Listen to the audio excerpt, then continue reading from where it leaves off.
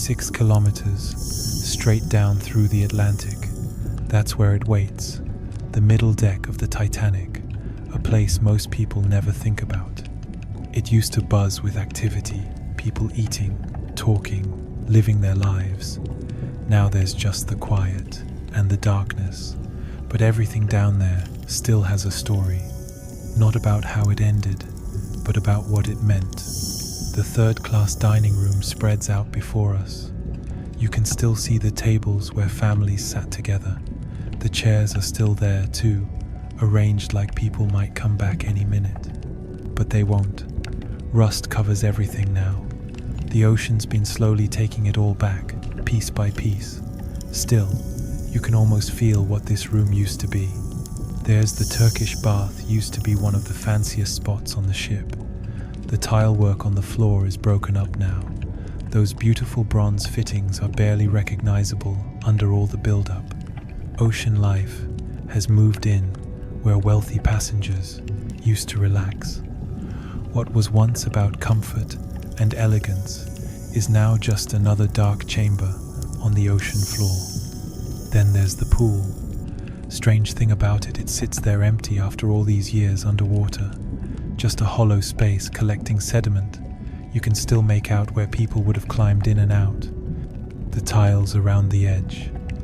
It's like a photograph that never fades, just keeps getting older. The changing area nearby tells its own story. Metal lockers with their doors hanging open. Nothing inside anymore, the sea took care of that decades ago. There's a mirror on the wall, cracked and clouded. You shine a light on it, and all you see is murky water and floating particles. Makes you think about who looked into that mirror last. Long hallways stretch into complete darkness, doors on both sides. Some rooms you can see into, others are sealed tight. Pieces of fabric still hang in some doorways, moving with the current, like they're being pushed by a breeze that isn't there. Tiny bits of debris float through the light beam. The metal structure creaks and groans. The ship's still settling, even now. Down in the machinery spaces, everything's seized up. These huge mechanical parts that used to power the vessel just sit there, locked in place. The pipes are bent. The pressure gauges don't read anything anymore. Sometimes you'll see a drop of water fall from somewhere above. It's like the ship hasn't figured out yet that it's not supposed to be leaking anymore. The kitchen area is completely still. All the cookware is tipped over and covered in marine growth. Pots and pans scattered everywhere. They haven't moved since that morning. Each one landed somewhere and just stayed there. Before the ship went down, this place was probably chaos. Steam, shouting, and the smell of food. Now, it feeds nobody. The storage pantry looks like a collapsed warehouse. Shelves gave way under the pressure. Broken glass everywhere. Whatever was in those containers is long gone. You can see the outlines of wooden boxes under all the settled sediment. Everything stopped mid-routine and never started again. There's a small recreation room, just a table and some chairs, really. The crew probably played cards here between shifts. The furniture's all twisted up now. But here's something, there's still a card on that table. Just one, lying there after 100 years, like somebody's about to pick it up and play their hand. The bathrooms are in rough shape. Those porcelain fixtures are all cracked. Marine organisms have taken over, but you can still see bubbles coming up from the broken plumbing. Little streams of them rising through the water.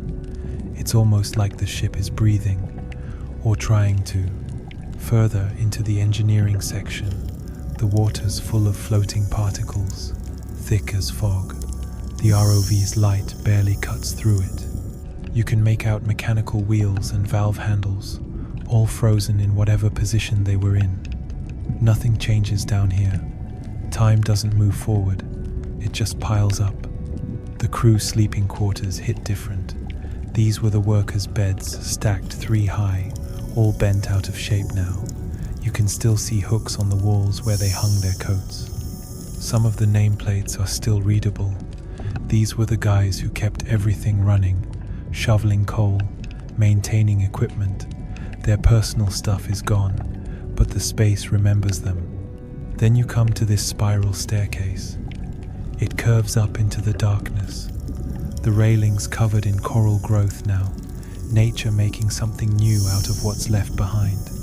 Our light follows it upward. The metal seems to pulse slightly with the current.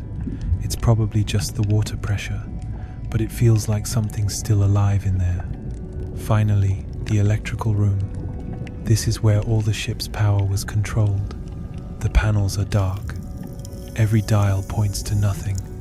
Wires hang loose from their connections. This room used to hum with electricity lights, heat, communication. Everything ran through here. And then you see it. Just for a second, a tiny flash in the darkness, probably just our light, reflecting off some wet metal or sediment, catching the beam at the right angle. But for that split second, it looks like a spark, like electricity trying to flow through those dead circuits one more time. The ship's pulse, still there, still fighting. That's what stays with you. Not that it's gone, but that somehow it's still here, 6 kilometers down, crushed by pressure we can't imagine.